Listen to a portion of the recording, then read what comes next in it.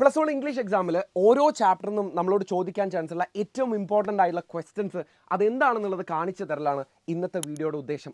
ഇതിൻ്റെയൊക്കെ ആൻസേഴ്സ് നമ്മൾ short question ലൈവിൽ ഡിസ്കസ് ചെയ്യുന്നതായിരിക്കും. ഇന്ന് ക്വസ്റ്റ്യൻസ് എന്താണെന്നുള്ളത് അല്ലെങ്കിൽ ഏത് ഡിസ്കോഴ്സുകളായിരിക്കും ഏറ്റവും കൂടുതൽ സാധ്യത ചോദിക്കാനെന്നുള്ളതാണ് ഞാൻ ഇന്ന് കാണിച്ചു തരുന്നത്. നമുക്ക് ആദ്യം ഒന്നാമത്തെ യൂണിറ്റിൽ നിന്ന് സ്റ്റാർട്ട് ചെയ്യാം. ഒന്നാമത്തെ യൂണിറ്റിലെ ഒന്നാമത്തെ ചാപ്റ്റർ ആയിട്ടുള്ള his first flight written by Liam ഓ ഫ്ലഹർട്ടി.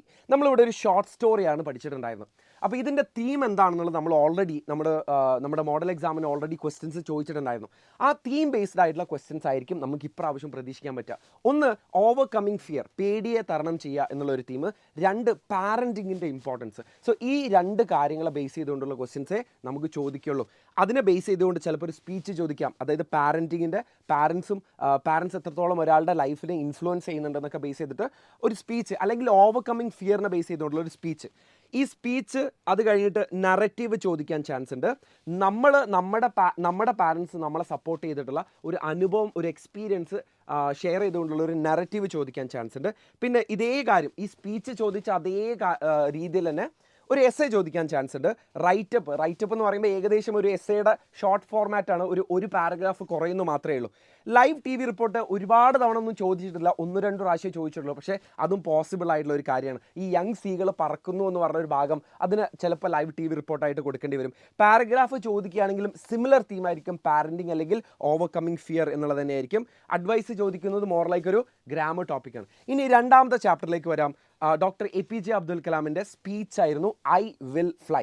ഈ ഒരു ചാപ്റ്ററിൽ നിന്ന് നമുക്ക് പ്രതീക്ഷിക്കാൻ പറ്റുന്ന ക്വസ്റ്റ്യൻസ് ഞാൻ മാർക്ക് ചെയ്ത് തരാം. ഒന്ന്, ലെറ്റർ ആയിരിക്കും. അതായത് ഡോക്ടർ APJ അബ്ദുൽ കലാമിൻ്റെ ഇത്തരം അദ്ദേഹം പറഞ്ഞിട്ടുള്ള പ്രധാനപ്പെട്ട കാര്യങ്ങൾ ഉൾപ്പെടുത്തിക്കൊണ്ട് നമ്മളൊരു ഫ്രണ്ടിന് അയക്കുന്ന ഒരു കത്ത് നല്ല പോസിബിളാണ്. അത് ഇൻഫോർമൽ ലെറ്റർ ആയിരിക്കും.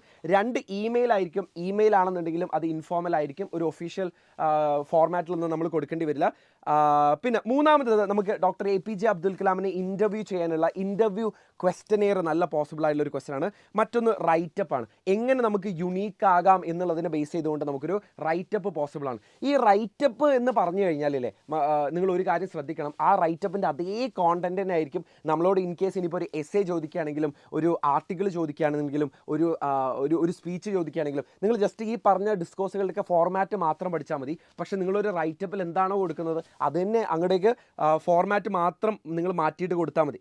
ഇനി മൂന്നാമത്തെ ചാപ്റ്റർ ആയുള്ള quest for a theory of everything by Kitty Gail Ferguson. നമ്മളിവിടെ പഠിച്ചിട്ടുണ്ടായിരുന്നത് സ്റ്റീഫൻ ഹോക്കിങ്ങിൻ്റെ ഒരു പ്രൊഫൈലായിരുന്നു. ഇതിന് ഏറ്റവും കൂടുതൽ ചോദിക്കാൻ ചാൻസ് ഉള്ളത് ഒന്ന് പ്രൊഫൈലാണ് സ്റ്റീഫൻ ഹോക്കിങ്ങിൻ്റെ, അത് വരുമോ ഇല്ലേ എന്നുള്ളത് നമുക്ക് ഉറപ്പ് പറയാൻ പറ്റില്ല. 2, ഇമെയിലാണ്.